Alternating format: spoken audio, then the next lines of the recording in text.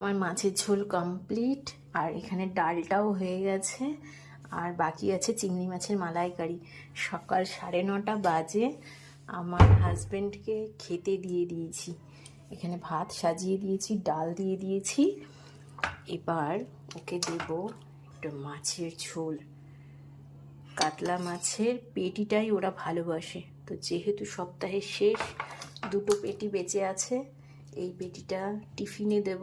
ও না, হাজব্যান্ড ভাত নিয়ে যায়, ভাত খেয়ে যায়, ভাত নিয়ে যায়, তো আর রাত্রেবেলা রুটি খায়। তোমাদের তো সবই বলেছি, কিছুই না বলা নেই। একটু ঝোলও খায় ও, ঝোল ঝোল খেতে ভালোবাসে।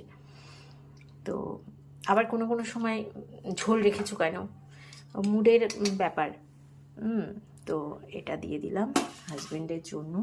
এবার ওকে খেতে দিয়ে নিই, পুরো ভিডিওটা দেখো। চলে আসলাম একটা নতুন ভিডিও নিয়ে। তো আজকের ভিডিওতে আছে আবার সেই রান্না বান্না, যেটা মেয়েদের একদম অ্যাপ্রোপ্রিয়েট কাজ, করতেই হবে। যাই হোক, এখানে আলু মূলো ভাজা হচ্ছে মাছের ঝোলে দেব বলে। সপ্তাহের শেষ দিন, আজকে শনিবার, তো যা যা মাছ ছিল সবগুলোই করে ফেললাম। আর কত রাখবো গো, এক গাদা মাছ কিনে নিয়ে আসে। তো আমি এখানে বড় কাতলা মাছের পেটি আছে, এই দেখো কত বড় কাতলা মাছ।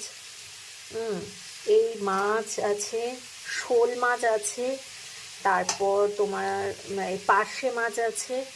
হ্যাঁ, এই দেখো কাতলা মাছ, কত বড় কাতলা মাছের মাথা আছে, আরও পেটি আছে এই যে। হ্যাঁ, তারপরে এই যে জ্যান্ত কাতলাও আছে, তো ওইখানে পার্শেও অনেকগুলো আছে।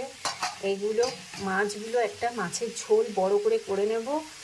আর ওই জন্য একটু সপ্তাহের শেষ দিন, কিচ্ছু বাজার নেই, যা ছিল তাই। মূলো ছিল, একটু ওলকপি ছিল, আরও তো আছে। এখানে ডাল করে নিয়েছি একটু 5 ফোড়ন দিয়ে, আর টমেটো আর কাঁচা লঙ্কা ফোড়ন দিয়ে ডাল করেছি, মুসুরির ডাল।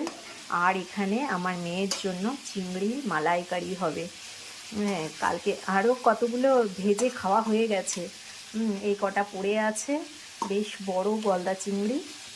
এই দেখো কি সুন্দর তার দাঁড়। তো যাই হোক, এখন আমাদের রান্নাবান্নার প্রস্তুতি চলছে নয়, রান্নাবান্না চলছে। ভাত হয়ে গেছে, ডাল হয়ে গেছে, মাছের ঝোল হচ্ছে। এখন কটা বাজে জানো? এখন বাজে 8:30। এর মধ্যে আমার এত কিছু হয়ে গেছে, এদিকে স্নান পুজো হয়ে গেছে, অনেক কাজ হয়ে গেছে। তোমাদের তো বলেছি